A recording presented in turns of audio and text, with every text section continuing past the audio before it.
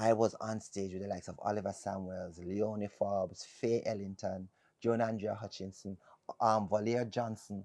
I'm going, wow, this is the dream come true. I've And met four right, of those five names. right. Haven't met all of them.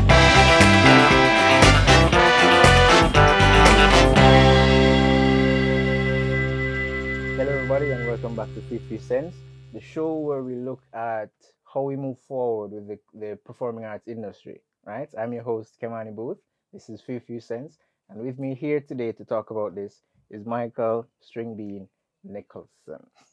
Welcome to FiwiFewCents. Thank you for having me, Kmanii. Appreciate it. All right. So, first of all, Mhm.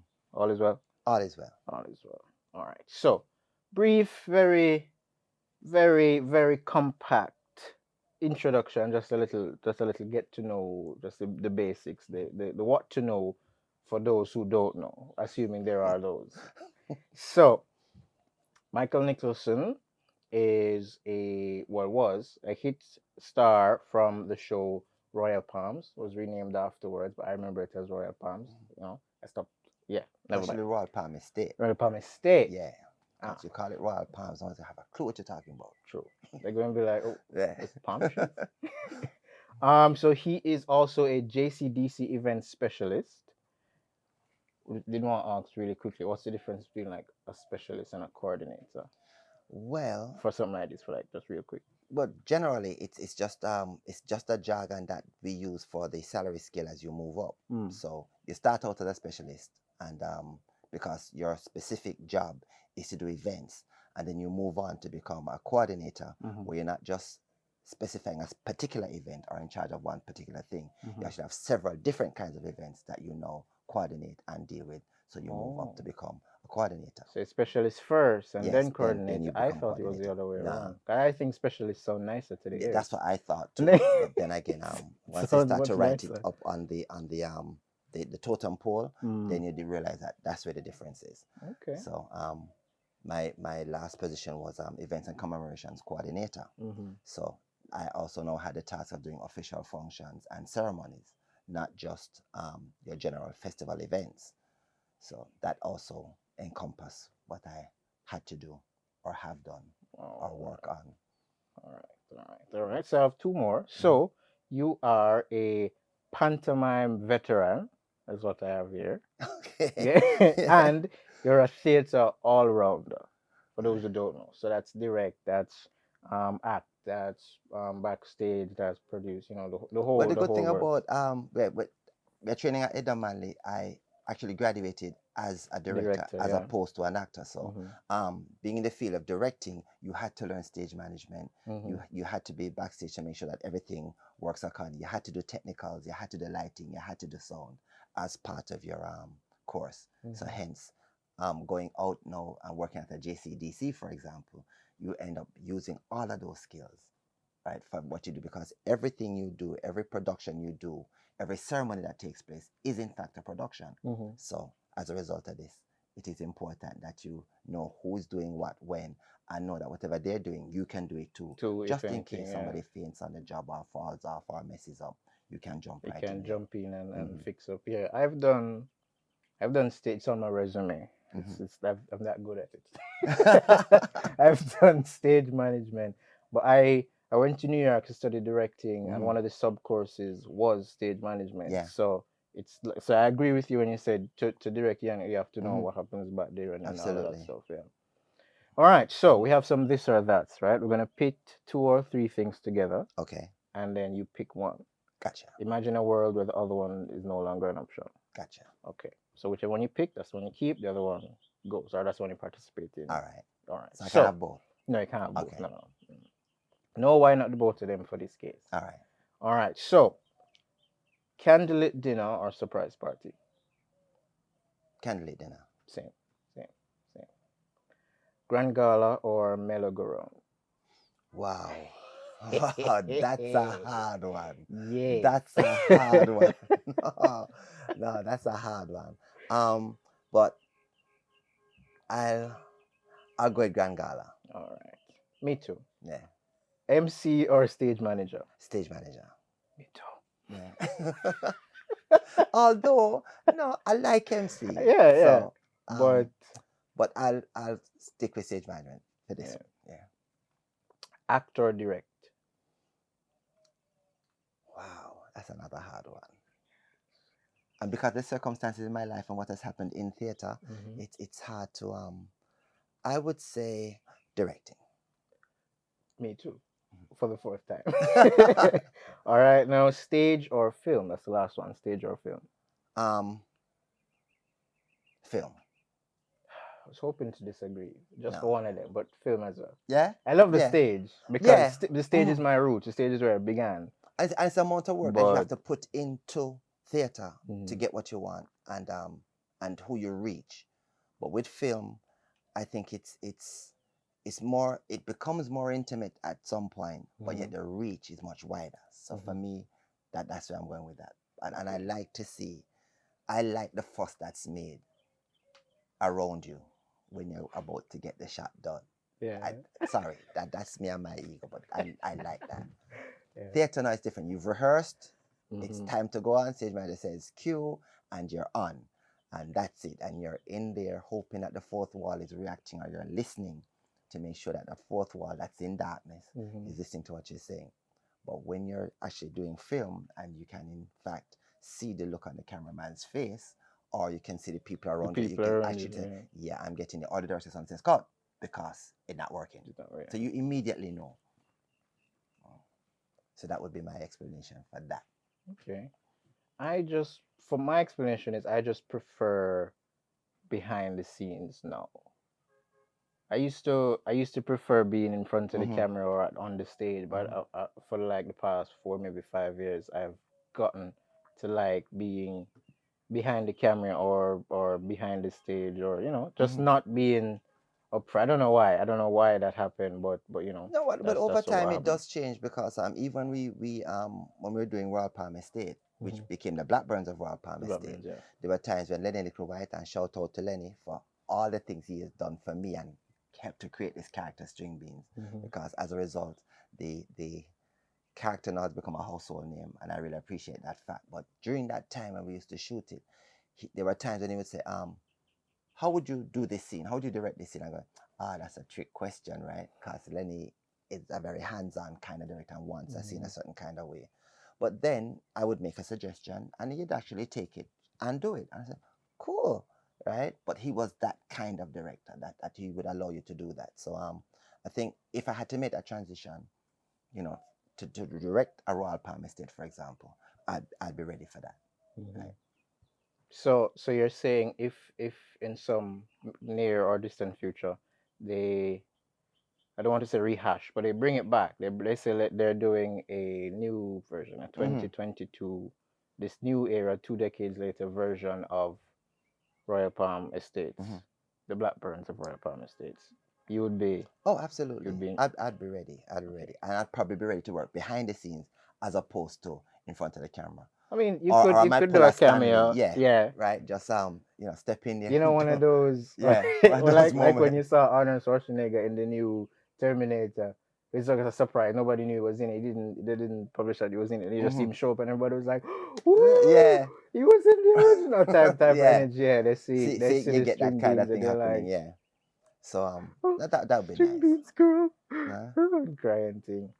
All right. So when we were doing the introduction, you said because of your circumstances when it comes down to theater and thing, that's why you chose the option that you chose. So when you say your circumstances, what do you mean? What do you mean by that? While at Kmanii College or while at the drama school, my sister was very instrumental in financing my going through there. Right, big up yourself, big sister Barbara. Anyway, she said, "Look, everybody in your class seems to be doing acting, so why not do directing?" And I thought, it would make sense to do that, but I still wasn't sure. But then having a tutor like Dennis Scott, the late Dennis Scott, and as you know, you have the Dennis Scott studio at the Kmanii College, which is named after him. After learning from him and watching him direct plays and teach us directing, I thought, yes, definitely, this is where I need to go. So as a result of this, I in fact decided to become a directing major as opposed to an acting major. Yeah. Okay. I always believe that. Well, not.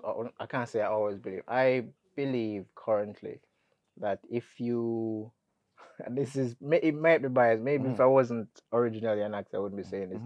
But when you start out as a director, and then you go and you do some acting jobs and thing, and you're in front of it, I think it makes you a better director at the end of the Oh, day. absolutely. And what happened for me is I thought I could act really well.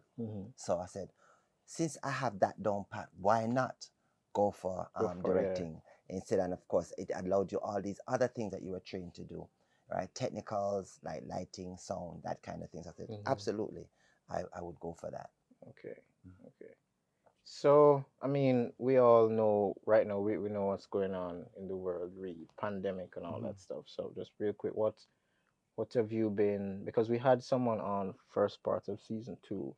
So we asked him what it is that, what it is that we're doing right now. So basically, the question is basically, what are you up to right now in the space? Well, once the pandemic started, I guess everything like shut down completely, and people are now trying to come up with ways to keep active, ways to do things that would be interesting, and everybody went for TikTok and YouTube, that kind of thing.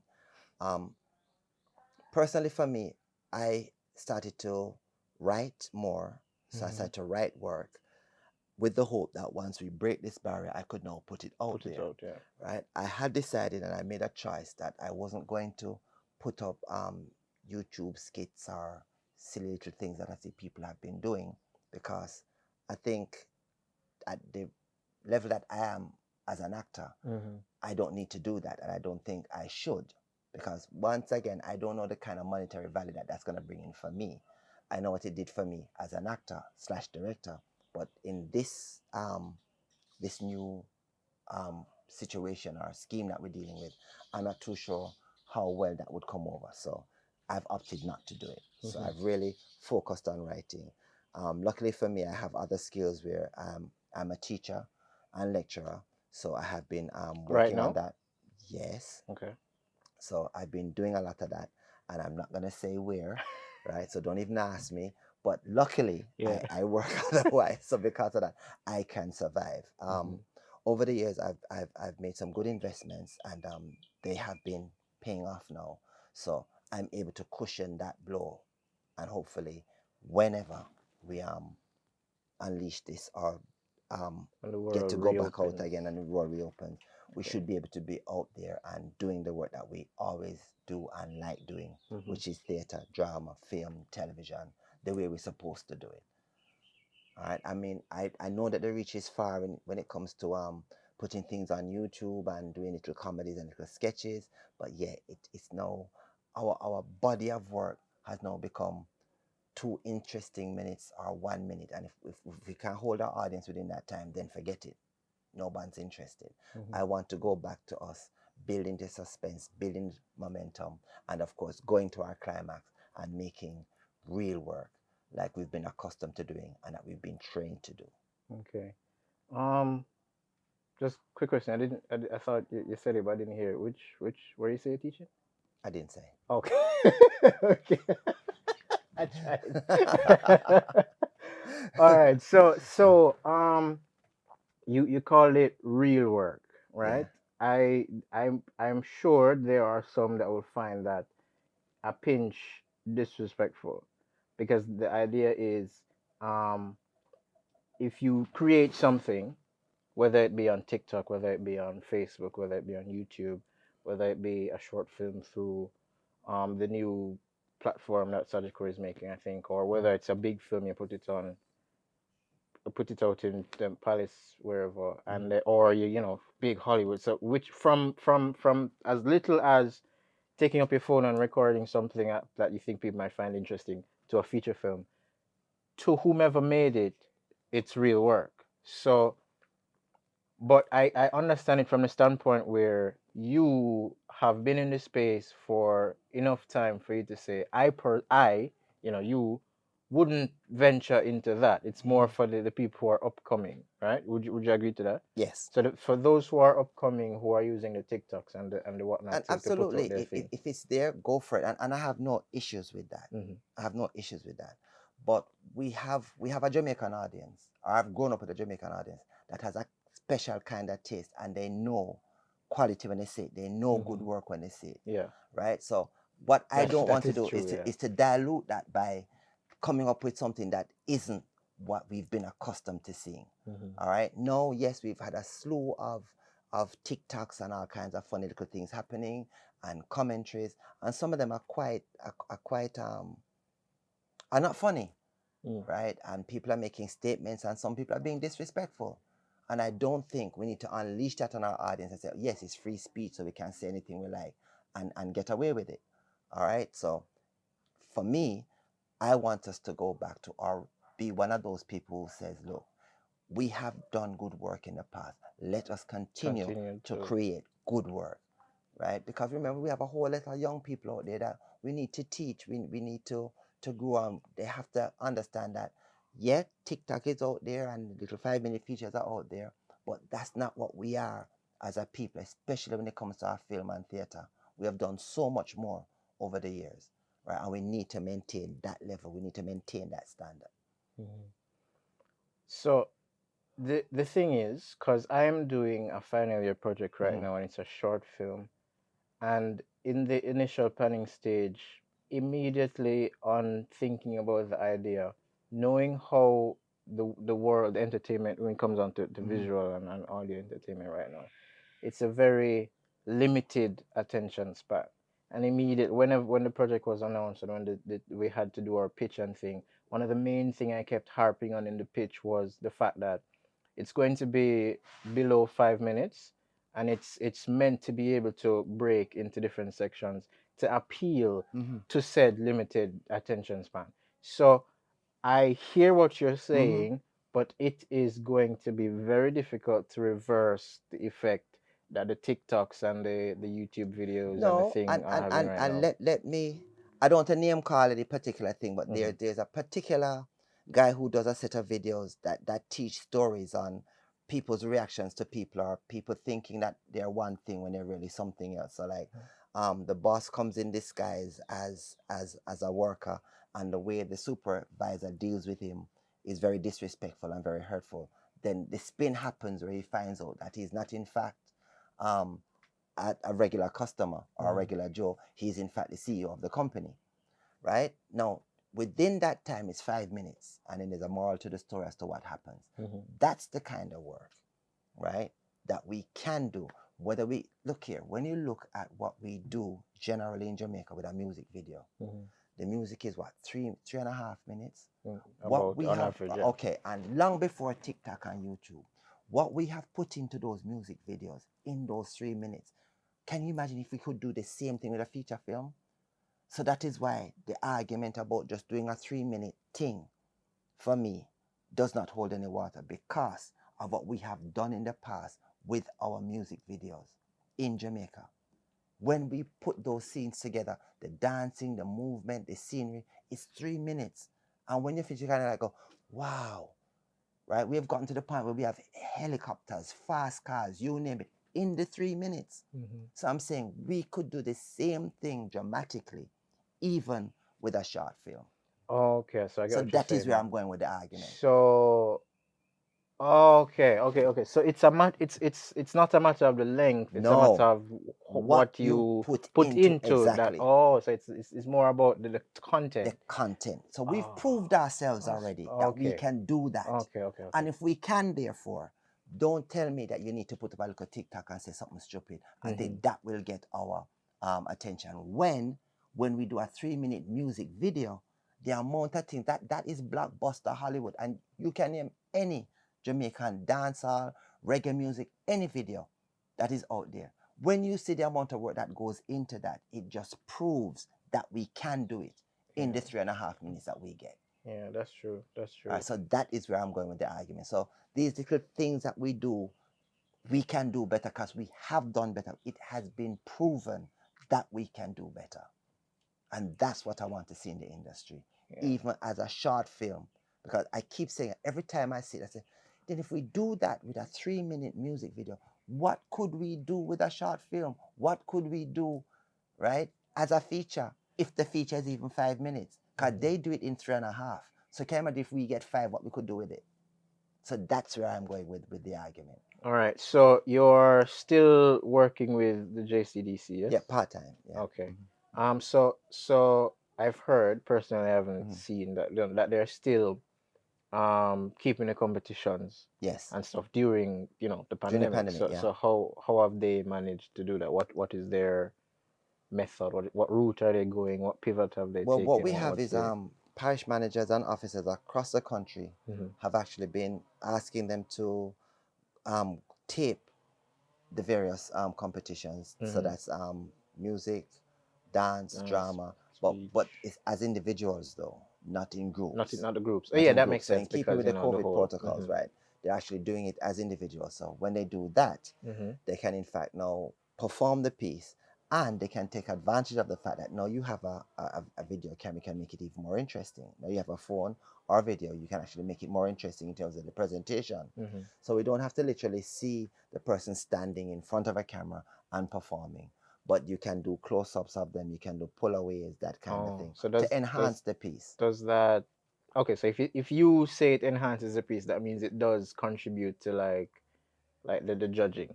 Yeah, in a way, because you're still listening to the speech, you're still listening for the right kind of rhythms and sounds and projection, that kind of thing. You're still listening for that, but at least it makes the performance more interesting. Instead of just looking at the person just standing on stage, and if they move around on stage, they can be followed by the camera, so they're not confined to that particular space.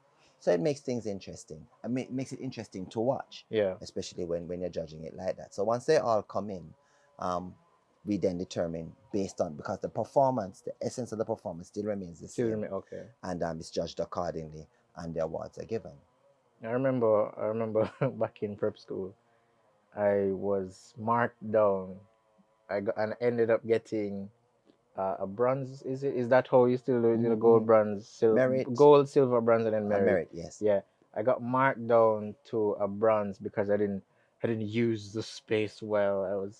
As a child, I was very upset. No, I mean, because I'm pretty sure I did a very good job, but then at the end the judge was gonna be like, oh yeah, you were good, blah, blah, blah, but there was so much space over there, and so much space over there, and so much space back there that I didn't use. But and you have to understand too, I'm a festival baby myself, so I know exactly how you feel, right? That certain pieces require movement, all right? And the piece even tells you, and don't blame yourself, right? What who you should blame is your teacher. Yes. Right? It's their fault. It wasn't your fault. So if it's going to make you feel any better now, and speaking to you in my capacity as an adjudicator of the JCDC, right? It was your teacher's fault. Okay? Anything that happened to you, any grade that you got, was because of your teacher. Yes. And I say this because these teachers have done a fantastic job with a lot of our students.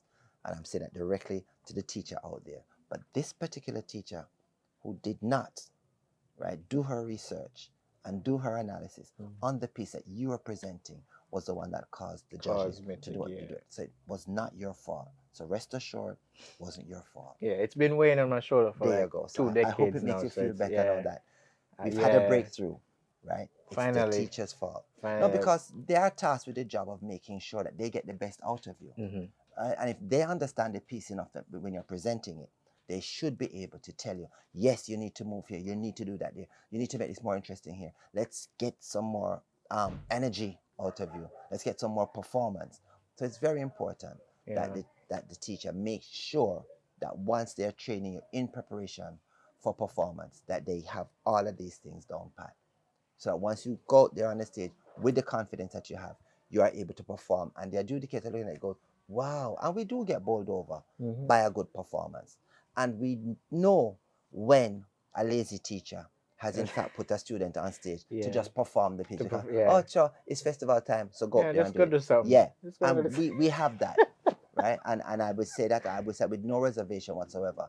But there are those who are so passionate about the work and so passionate about what they want their students to achieve and to do that you actually see it in the work when they present it.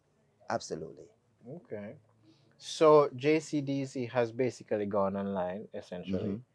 Um, so that's one move for a performing arts based company that is, changing with the times. Yes. So stage plays haven't been able to make a return as No. yet. So what do you what like I can't think of what needs to be done. I think I almost auditioned for an online play, not particularly sure how that would have worked out. But or so there are attempts, but I don't know. So Well, like let me tell you, what do you yeah. we recently, about a year ago, 2 years ago, just when the pandemic started, and it was fully in, and there was absolutely no theater. Oliver Samuels had a production called He Without Sin Cast the First Stone, and I was asked to direct the piece. It was a last piece I actually did with the late Volley Johnson. Diane Silvera, Belinda, Reed were all part of the cast, and I wanted, if we're going to do this, to not stage it. So what I wanted to have happen, because it's going to be shown online, I wanted a real space. So we actually got a real house to actually go in there with cameras and everything and shoot it almost like film. So I was just about to say converted to a film. Yeah, but it wasn't filmed though. It was still a dramatic piece, or as we used to term it in drama school, it was kitchen sink drama, so to speak. But the fact is that if there was a scene that took place in the kitchen, we were in the kitchen. If it took place in the dining room, we're in the dining room. If it took place in the living room, we just shifted into the living room. So we tried to get that situation set up so we could move as smoothly as possible. However, two factors affected that particular situation, which was one, making the transition from it. Yes, we have been rehearsing in a space in preparation to shoot it, and also dealing with the fact that it's not stage, it's in fact film, or we're taping it for an online audience. So we had to do a lot of close-ups. There are things we had to do over again, because in the case where we shoot a dramatic piece, they're in one space and everybody just moves accordingly. Now that we're doing it for online or for film, we have to shoot some scenes here, then shift, move the cameras around, right? And some actors transition into that and deal with it very well. There are other actors who don't and just want to continue. Can't we just continue the scene? No, because we're trying to get another angle, trying to get another look. We're trying to put the audience in the space with us, although we're shooting it as a play. Because I find that once we attempt to shoot a play on stage or a stage play, it's not the same thing. So you feel as if you're watching a stage play, but why not take it out of that environment and create the real ones for the actors to be in, which makes life easier for them, because they already know the lines, they already know the space, and it makes life easy for the photographers, the videographers to shoot in this space. So we created that kind of situation, and it went very well. It went online, people saw it, they enjoyed it, and it was a good piece. And I thought this is where we could go, but again, with COVID restrictions and all of that, you have to make sure that the people that you're working with have been tested for COVID, that they're clear, that they're all right, and that we're working in a bubble that, makes it easy for us to do this. But it's not, because you're gonna find that sometimes in the testing that some people have not been vaccinated at all. Do you want to work with this person who hasn't been vaccinated as opposed to who is vaccinated? As opposed to those who have been tested, as opposed to those who haven't been tested, because there's no quote-unquote rule that says, in order to be in this space, you have to. So that's going to be the other factor. So hopefully, when we finally open up, we should have a situation where we can now put these protocols in place, and we can let our audience in, and we can perform live.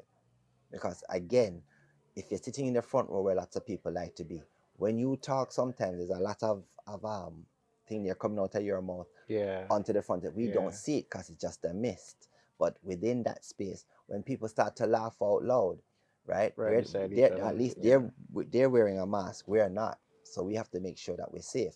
So hence the reason why. And for the record, we've been the only ones who have been very quiet about the fact that we are not doing any theater, Yeah. and there is nothing happening for us I at this was time. I was going to say, because the only thing I've seen in recent times is, maybe I don't think it's that very long ago. A couple weeks ago, Glenn Campbell was in might have been Gleaner Observer. Mhm. Can't not sure which one, but one Mhm. of them. An article saying nothing is going on for Mhm. film, like nothing is being done. No, not film, for theater. Mhm. Nothing is being done. Absolutely. The theater vets aren't doing anything. The government isn't doing anything. Everybody's just sitting and waiting. Well, not doing anything publicly, but Right. nothing has been going on. So we are truly the space in the Mhm. creative space, we're the quietest. And we've been very patient. I'm Michael Stringbeans Nicholson, and you don't want to miss FiwiFewCents every Wednesday on YouTube. Michael Nicholson says so. Tune in, watch, like, and subscribe, and make sure you click that notification bell if you want to see more episodes with FiwiFewCents. You don't want to miss it. FiwiFewCents. As Stringbean says so. Me endorse it. Go watch it. Enjoy. See you soon. See you then. Don't forget to watch. Yeah, so we as a collective, theater practitioners as a collective, have been very quiet, excluding the article with Glenn Campbell, which, I mean, patience is running out evidently, because not many people are going the film it route and Right. publish it, because I'm assuming it might be more expensive than It if you is. had It staged is. it, because yeah. Mm-hmm. So that route is far too expensive to Mm-hmm. explore. um the government hasn't allowed a certain amount of bodies to populate an enclosed Right. area as yet. So I mean, it's just a We've matter been, of yeah, how we're going to manage, because we've just been quiet for 2 years. yeah, yeah, very, very quiet. And as I said, I think the theater artists in Jamaica, we're a small group, but we're a powerful group. Hmm. I think we do have influence, and I think we've not really taken advantage of the fact that we have all this influence. So as a result of this, we've not been taken seriously, and we've not been taken seriously because of the kind of work we do. It's theater, so yeah, we've not had any. But every day you go out on the road and if somebody sees you, they say to you, I couldn't tell the last day I see you and said, Yeah. yeah, because COVID I COVID is keep. going on. And the Yeah. rest of it, oh yeah, yeah. I just remember. So how you managing? Right? And people are definitely are seriously wondering how do you manage, because there are those of us who have skills and Hmm. we teach, we do other things, and we've been able to continue living, so to speak. But there are other actors who that is their life work. That's what they do for a living, Yeah, that right? was It's the performing their arts. livelihood. And you've Yeah. now cut that, and suddenly there's no subsidy, there's nothing there, and there's nobody saying, here is something for you For you. to Yeah. hold you in the meantime. So So we need we to have just. that happen, right? So we are in a dilemma, and as I said, our dignity will not allow us to go to the level of protesting and making noise, or quote unquote disrespecting the government. Yeah. So as a result of this, we're trying to hold our own. I heard an article on radio about musicians saying that they don't want to endorse vaccinations or endorse people getting vax. I'm going, Hmm. so why didn't anybody ask us? We wouldn't have a problem telling anybody that. But Yeah. no, Yeah, it's not the case, yeah, right? we. So, it's interesting that you have the goose that can lay the golden egg right in front of you, but you're not utilizing it. So are we supposed to go ahead and say, we'll do it? Right? Not because we're desperate, but because, yeah, we need to get it done, We because need to get it we done because need to get out yeah. there and get our work done. All right. So we have absolutely no problem with that, but no one's asked us. So therefore, we know, what do we do? Yeah. So There that is. that is our catch-22. That is our dilemma. But God bless them. They know what they're doing. We hope. So let's see what happens, because I can't wait for the space to open, and when it does, right, there's a lot of things I would like to write about, and I think I'm gonna want to have to say, but I want to say it in that forum, because that's my happy That's playground, yeah. right? YouTube and TikTok is neat, but there I can do what I need to do to get my point across. Hmm. So JCDC have gone online. Mm-hmm. The different theater houses or theater companies have I guess, been doing writing They've been and stuff. writing. Yeah, Get people have been building writing. building the Writing. They're building. They're repertoire getting the for when we repertoires ready for open. when they open. Yes, we've lost theater spaces. We've lost center Yeah, stage. the We've lost Phoenix Phoenix. was Right. sold. We've lost quite a few spaces too. So that's the other thing. We don't have very many, if any, theater space or prominent theater space in Kingston at the moment. Plus, there's still the Ward Theater that we I don't know what we're doing with that, right? Because I've seen so many um, telethons. I've seen so many Labor Day projects done around it. I don't even know what inside of it looks like anymore because I was.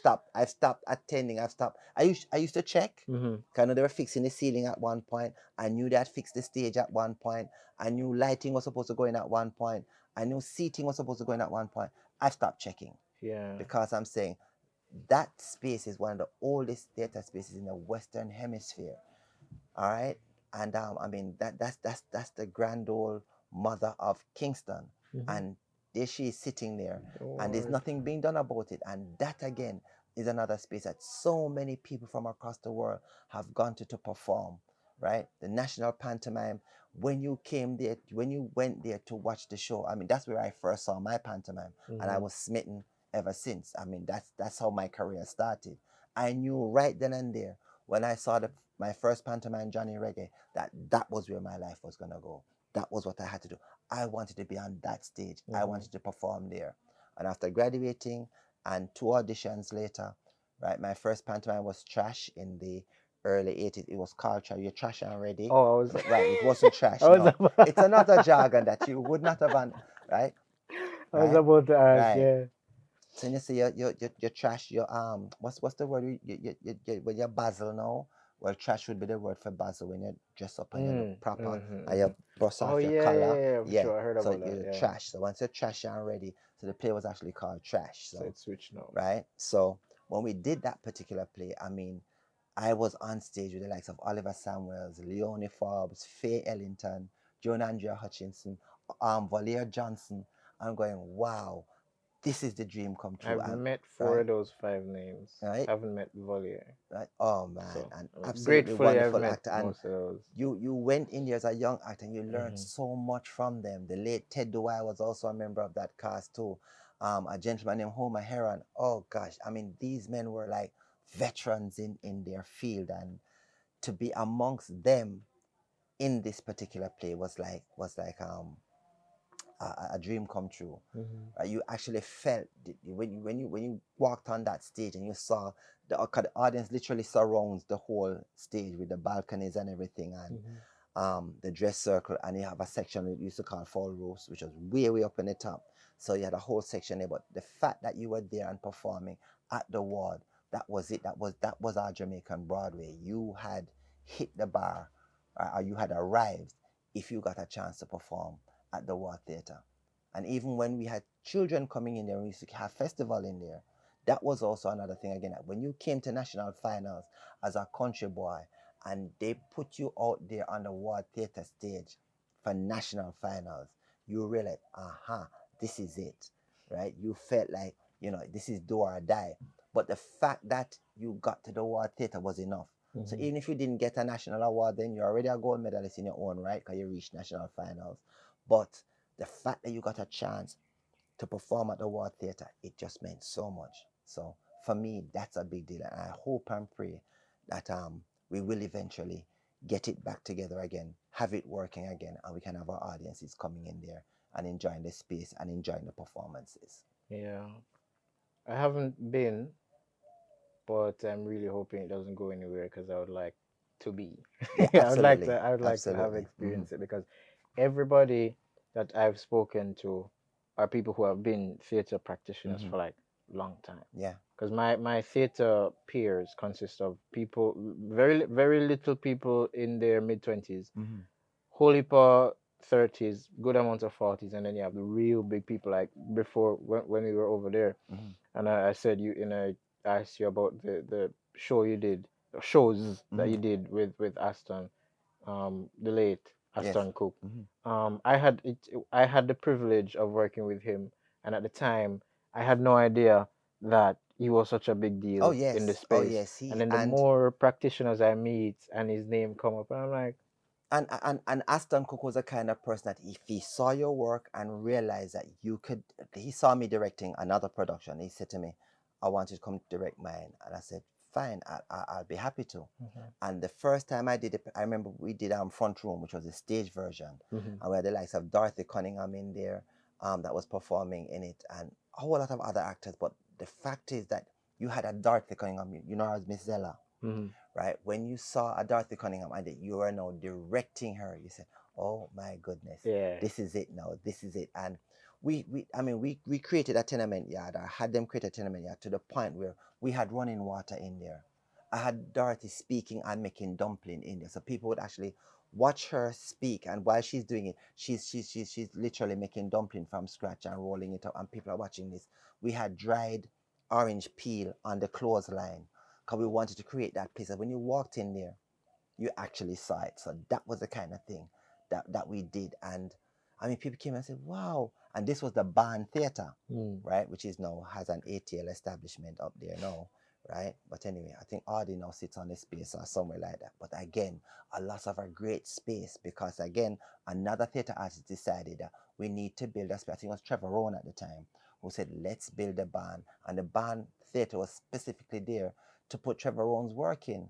And when Trevor Rowan moved on to do other things like film and television, it was now available for other artists to use, right? So these are some of our legacies that we've had, right? And these are some of the places that we've been able to use, right? I pride myself in being one of the first directors to actually have preview shows. So we did, instead of having a dress rehearsal by ourselves, I invited an audience in. So when we invited them in, I couldn't find anywhere to sit because there was no space for me to get in there. And people were complaining that I can't do the show because there's no seats. I said, it's a preview. It's a preview, yeah. Right? You're lucky to get in here. Because I just said to the cast, call your friends. I said, come look at the show. We had a full house, but they were able to see the laugh breaks, where the laugh breaks happened and all of that. And so that come opening night, when we had the opening night world premiere of the show, they knew exactly where to pause with the laughter and all that, because the Barn Theatre was such an intimate space that you had to pause when the laughter started. So we managed to get that done. So these are some of the wonderful things that have happened with theatre over the years. And I must say that in front time face and behind him back, and me always face him, calling him for the harm, sir, Mr. Aston Cook has made quite an impression in my life, and has really projected me as a director in the world of theatre. Although most of the times I was doing acting until I got that chance after leaving the pantomime. Yeah, I am. There are a number of things, a number of reasons why I am where I am currently, and one of them, and a very significant one of them, is Mr. Cook. Absolutely. So absolutely.